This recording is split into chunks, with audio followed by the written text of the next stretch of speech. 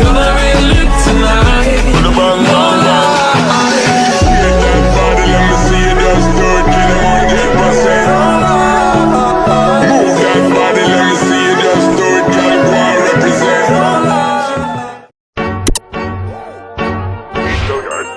I got so much motherfucking design on right now. Bring it down, bring it back, make it clap. I got 3 old thoughts, I'm a dog, bitches on my line, and you know.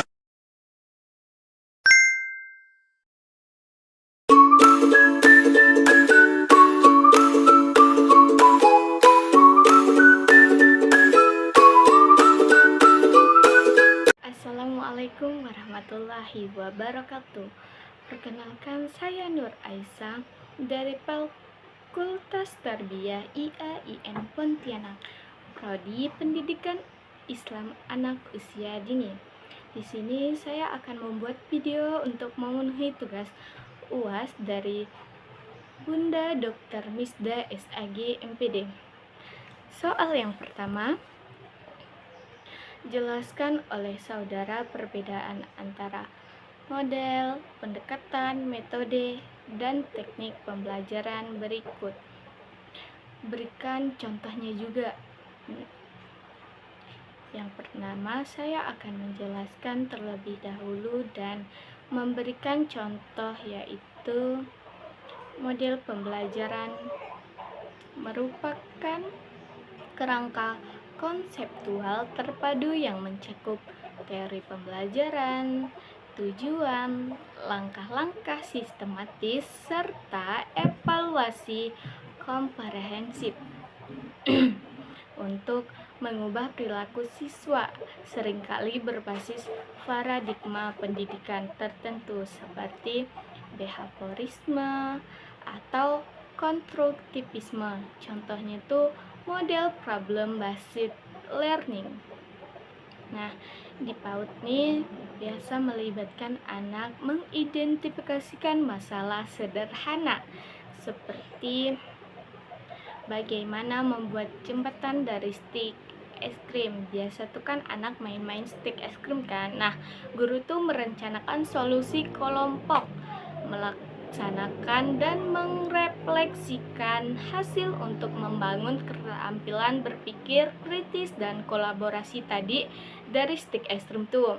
Nah, selanjutnya pendekatan pembelajaran merupakan strategi filosofi atau arah umum dalam menerapkan model yang menentukan bagaimana guru tuh berinteraksi dengan anak berdasarkan pandangan tentang proses belajar. Contohnya, apakah anak nih sebagai pusat atau guru nih sebagai fasilitator. Misalnya pendekatan PADCAM. Nah, pembelajaran aktif, kreatif, efektif, dan menyenangkan di PAUD menekankan aktivitas berbasis minat anak, di mana guru tuh memfasilitasi eksplorasi bebas dengan alat sederhana seperti pasir kinetik untuk mengembangkan sensori dan imajinasi anak. Nah, selanjutnya metode pembelajaran adalah cara atau prosedur spesifik yang digunakan guru untuk menyampaikan materi. Dalam pendekatan tersebut bersifat lebih operasional dan dapat dipilih sesuai situasi kelas. Contohnya tuh metode diskusi kelompok dalam PAUD. Nah, adalah kayak guru tuh membagi anak menjadi tim kecil untuk berdiskusi tentang hewan favoritku dan alasannya kenapa gitu. Mendorong ekspresi verbal anak ini, mendengarkan dan berbagi ide sambil guru tuh memoderasi. Yang terakhir, teknik pembelajaran merupakan taktik atau cara praktis terkecil untuk melaksanakan metode. Seringkali kita tuh berupa variasi interaktif singkat kan yang disesuaikan dengan dinamika kelas. Contohnya tuh teknik snowball throwing dalam diskusi PAUD. Nah, anak kita suruh menulis ide tentang cara menjaga kebersihan tangan. Nah, di kertas tuh digulung-gulung seperti kayak bola salju, terus dilemparkan ke teman yang lain. Lalu teman lain membukanya dan diskusi secara berantai. Meningkatkan partisipasi anak, semua aktif kayak sosialnya gitu. Yang kedua, jelaskan 3 prinsip dari 6 prinsip pengelolaan pembelajaran dengan memberikan contoh pembelajaran pada anak usia dini.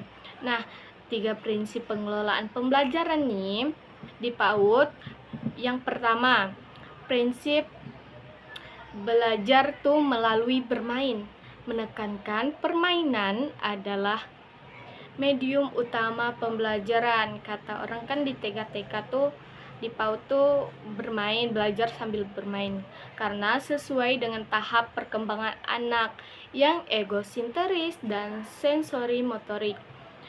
Contohnya, guru menyediakan sudut bermain balok dan boneka untuk anak yang berusia 4-5 tahun, membangun rumah impian.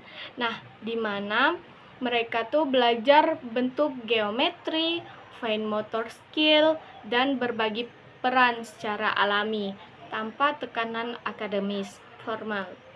Nah, prinsip yang kedua, pembelajaran berpusat pada anak.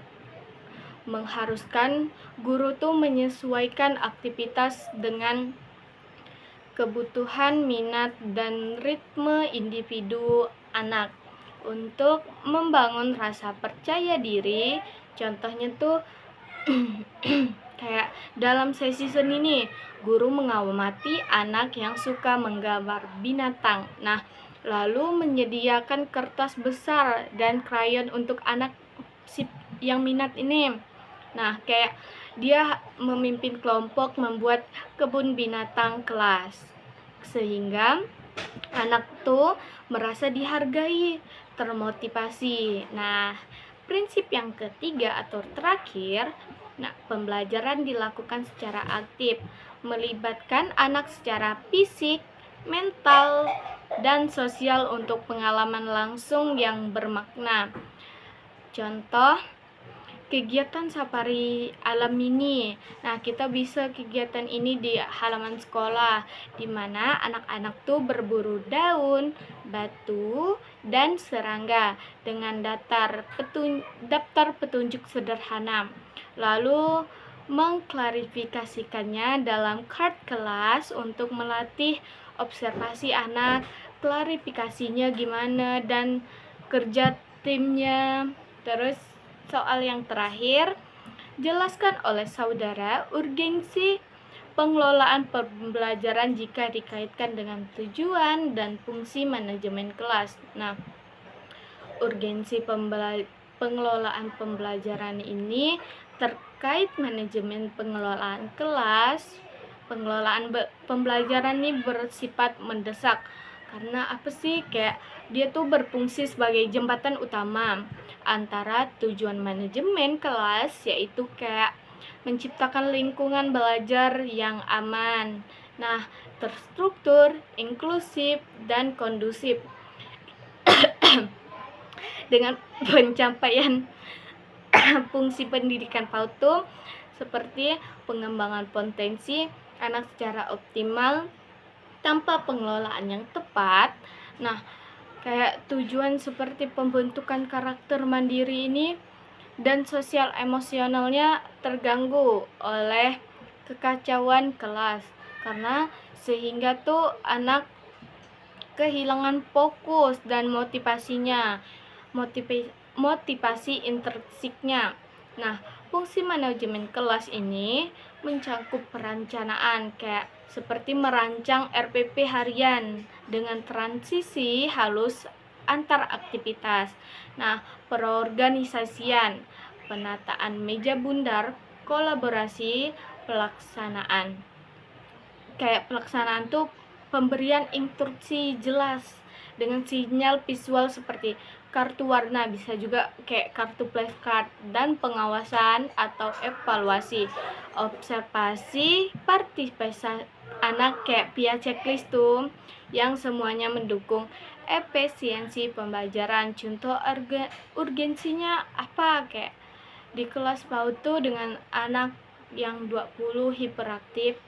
Nah, pengelolaan waktu ketat mencegah konflik berebut mainan. Guru tuh memastikan setiap anak mendapat giliran dan anak tuh berkembang secara merata. Keseluruhan urgensi semakin krusial di era digital ini, kayak dimana distraksi gadget sekarang tinggi, sehingga pengelolaan yang kuat menjamin fungsi manajemen kelas sebagai pencegah masalah perilaku dan peningkat kualitas output pendidikan anak usia dini. Nah, cukup sekian dari penjelasan saya. Dari ketiga soal itu, kurang lebihnya saya mohon maaf.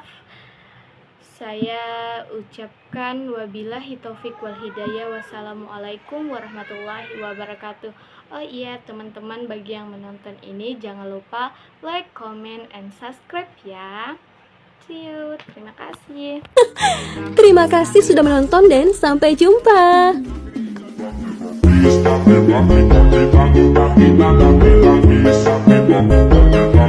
Bang,